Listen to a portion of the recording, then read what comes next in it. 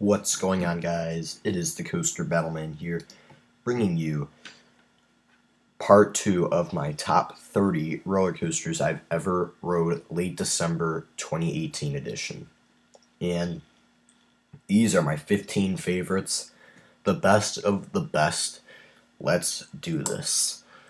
Number 15 is Intimidator 305 at King's Dominion, and I know I said in a previous video recently that I said this coaster was overrated, but this coaster is phenomenal.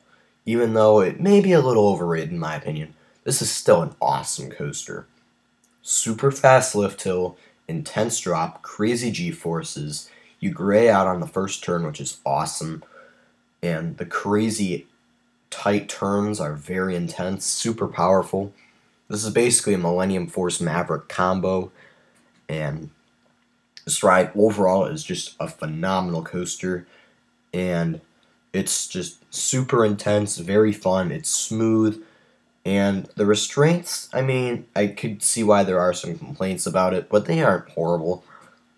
And because the restraints are very padded, because they're over-the-shoulder restraints, that's why I said that. But Intimidator 305, really good coaster, super intense, pretty smooth, and I really enjoy it. It is a little short and the airtime isn't really there, but it's crazy intensity makes it this high on the list. Number 14 is Top Thrill Dragster, and this is another coaster with one massive downside, kind of like Intimidator 305, where it is kind of a short coaster. Like, this coaster, it's basically the super awesome launch. 0 to 120 in 3.8 seconds, super fast. You go up to the top of the top hat on Top Thrill Dragster, 420 feet in the air, go down a twisted spiral drop, and then you're done. That launch is by far the best part of the ride. So intense, you're flying. And this thing front row at night, the bugs are flying all over you. It's just a crazy experience. It's really intense, super powerful, and it's just so much fun to ride. And it's well worth a wait. Number 13 is Banshee at Kings Island, and this is the B&M invert there, and this may not be the most intense coaster in the world, but this is a very fun ride. It's probably the least intense B&M invert I've ridden, which is kind of funny, but this coaster well makes up for it. Like, it has a pretty cool theme to the Banshee with the gravestones and the queue line of past attractions. You have a very fun first drop as well. You have 7 amazing inversions, which include multiple vertical loops and a pretzel loop as well. And there are some really good transitions throughout the ride as well. This coaster is long, it's smooth, and it's very fun.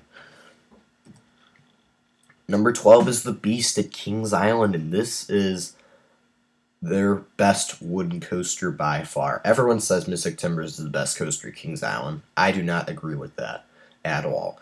And the Beast is the number 2 coaster there. And you probably know what number 1 is, in my opinion. But the Beast, let's talk about it. This thing is just so long. It's super fun.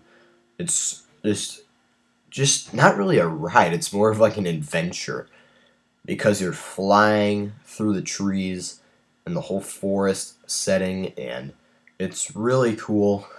And another funny thing is, on the lift hill, they have a guy who's like, remain seated throughout the entire ride. And he says that whole thing, shenanigan. I can impersonate that person pretty well, which is pretty funny. And my whole group was laughing at me about it. But the Beast, it's such a fun ride, super long, multiple lift hills. It has a crazy helix section at the end, some pretty interesting turns as well, some straight sections. It's a really fun coaster. Number 11 is Apollo's Chariot at Busch Gardens Williamsburg, and this is the B&M hypercoaster there. It's not 200 feet tall, but it's 170 feet tall, but the drop is over 200 feet. And it is one of the OG hypercoasters from B&M, along with Raging Bull, but Apollo's Chariot is the better coaster of the two, in my opinion. It has much stronger airtime because, well, it's an out and back layout. And it also has some pretty good turns in there as well. And that airtime is just phenomenal. You are flying out of your seat. Back row, front row, any row on this coaster is amazing. This ride is just super fun, very smooth. The airtime is good. And overall, this is easily the best coaster at Busch Gardens Williamsburg. Super fun, really good airtime as well. And it's just such a fun ride. Now we have the top 10. Number 10 is Afterburn at Carowinds, and this is the B&M invert there. And before Intimidator and Fury, this was basically the only amazing coaster they had. And this ride is awesome, still to this day. It has a fun drop, intense inversions, and is really smooth for a B&M invert. I was so surprised by how smooth this was. And this is just such a good ride. I love this coaster. Super intense, rapid fire elements, and you have a fog effect in the middle of the ride as well. It's super fun. And Afterburn, it's a really cool coaster. I really like the color scheme, and this coaster is just really good. It's super intense, super enjoyable. And next at number 9, this is a huge surprise for me and in general as a coaster enthusiast for this to be this high on the list. But this is Titan at Six Flags Over Texas. And you guys may be thinking, why the heck is this even in the top 10? Well, let me tell you. This thing has one of my favorite drops on any coaster I've ever ridden by far. That drop just feels like forever before you make it to the ground. And the turns, like the first giant bank turn, is super intense, and you're going to be flying around. It's so intense, it's insane. The airtime hill after it, even though there's supposedly no airtime on it, I got a ton of airtime on it. It was super awesome. And it was very powerful. Like, I was out of my seat for several seconds on that hill. And the intense helixes are really awesome as well. You are flying around, crazy G-forces. It's just amazing. But the only thing I'm going to warn you guys about with this coaster is that the brakes are they really slow down the train a ton. But it didn't really matter because the second half of the ride was still super intense and very fun. And it didn't seem like we lost any speed at all. And those brakes, you have to hold on to something, or else you're gonna really regret your decision on riding this. But this is still an amazing coaster.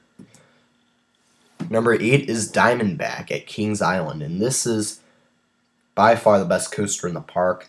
This thing is an airtime machine, super smooth. I think I rode it like 10 times when I last went to Kings Island. Like, I rode this a ton. This thing literally had no line. I kept riding it and riding it and riding it because of how fun it was. The airtime is amazing. You have some bank turns in there. You have a water splash shot at the end of the ride, which is also really good. And this thing is just pure floater airtime, which I love. I love floater airtime. It's amazing. It's super nice, and this coaster is really smooth, very fun. It's not the most intense, but I still love this thing for its airtime and long ride experience. Number 7 is the New Texas Giant at Six Flags Over Texas. And this is another surprise coaster that I didn't realize it would be this high, because this thing is just super fun. Like, the bank turns are really good. The airtime hills it has are really awesome as well. Even if you're stapled, this thing will still give you great airtime. That's how good this coaster is. The airtime is ejector filled. And there was one ride I had on it where I wasn't really stapled, but it was just amazing. And I got some crazy airtime. Like, I was so high out of my seat. It was amazing. And the New Texas Giant overall, it's long, smooth, airtime filled. And even though the final part of the ride is kind of the speed of a mine train, you're still getting some crazy airtime moments on there. This is a really fun coaster, and overall, the best coaster at Over Texas. Number 6 is Millennium Force at Cedar Point. This was number 6 last time I did this video in August, and it's still here, and this coaster is phenomenal. You have that awesome monster first drop. I know the lift hill, you get a great view of the lake as well and other parts of the park. After the first drop, you have some crazy bank turns, which are very enjoyable. And this thing, I got to try it in the front row in 2018 in the summer, and I was so happy I got to do that. It was phenomenal in the front row. This thing, you have to one day, if you ride Millennium Force, you have to try it in the front row. This thing is amazing in that row. And through the two tunnels, you have the feeling you're traveling through time with the dinosaurs from Dinosaurs Alive. They probably removed it by now, but Millennium Force, it's just amazing. Now we have the top 5. Number 5 is Twisted Timbers at King's Dominion. This thing is just so much fun, super smooth, intense, and it feels pretty long too. This thing has an awesome barrel roll drop, crazy ejector-filled hills, bank turns. This thing has it all for an RMC. Everything but height. This thing is not that tall, but it proves to me that not every amazing coaster is tall. This thing is not that tall at all, and it's just an amazing ride. Its speed is around the low 50s for miles per hour, but this thing feels way faster than that because this thing is so intense and you're flying around. It's just amazing. Number 4 is another intense coaster. It's Maverick at Cedar Point, and I used to prefer Millennium Force over Maverick, but over time I've grown to love intensity, and Maverick is super intense. The turns are super fun. The beyond vertical drop, if you're in the back row, you're going to be flung out of your seat. The airtime moments, if you're in the back row, you're going to be flying out of your seat on those. The inversions are intense. The launch is amazing through that tunnel, and you have that water setting as well. So Maverick, it has a ton of things going for it. It's super intense, very fun. It does have a long line most of the time though, but this coaster is amazing no matter what. Now we're in the top 3. Number 3 is Intimidator, and this coaster is amazing. Floater airtime machine. If you're not stapled on this thing, be prepared to get some crazy floater air. This thing is amazing. It's even smoother than Diamondback, and it is, if you ride it, it's so smooth. It's a long ride, and people call it Intimidator, but I don't really agree with that, because even though the trims do affect the train, you're still getting some amazing airtime, and this ride is just awesome. It is a parking lot coaster, I get it, but this ride is very fun. The airtime is so fun, so good, and it's just a great all-around coaster. Number 2 is probably the most dynamic, versatile coaster in this whole countdown. It's Steel Vengeance. This thing has the height, the speed, the length, the inversions, the airtime, the bank turns. It has like everything you want in a coaster. It is insane. 90-degree vertical drop, 205 feet in the air over its 74 mile per hour speed, 4 inversions. This thing is smooth, intense. The airtime is amazing. That final section with all those airtime hills is awesome. It's so strong, in fact, that I did experience a little bit of pain on some of these crazy elements, but it was well worth it. This thing is amazing. So powerful. It's intense. The only problem is that the line is just so long, but this thing, if you got to go to one thing first thing in the morning at Cedar Point, it's this ride, Steel Vengeance. This ride is a behemoth, and it's well better than the old Mean Street. It's amazing. And number 1 is Fury 325. And before I go in with Fury, I'm going to tell you guys my top 6 was basically the same exact thing as before. Nothing else really changed. But Fury 325 is still the number 1 coaster I've ever ridden. The Carowinds icon has been there since 2015, and this is by far the best B&M on the planet, and by far the best coaster in the world. This thing has a crazy 81-degree drop, 95 miles per hour. It has tons of good things going for it: height, speed, airtime, length, and This thing is such a long ride.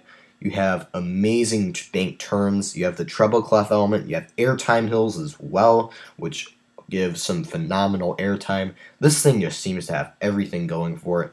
I mean, Steel Vengeance, it has a bit more variety in the ride, but I'm just a bigger Fury fan, and this coaster is really smooth, super fun, and by far my #1 coaster I've ever ridden. It is just so good, and I rode it over 30 times, which is awesome. And one day I really want to go back to Carowinds and ride this thing another 30 plus times, because this thing is just so much fun. And guys, that is the top 15 roller coasters I've ever ridden. The full top 30. Part 1 was my last video. Part 2 was this video. And thank you guys so much for watching, and as always, stay tuned for more videos.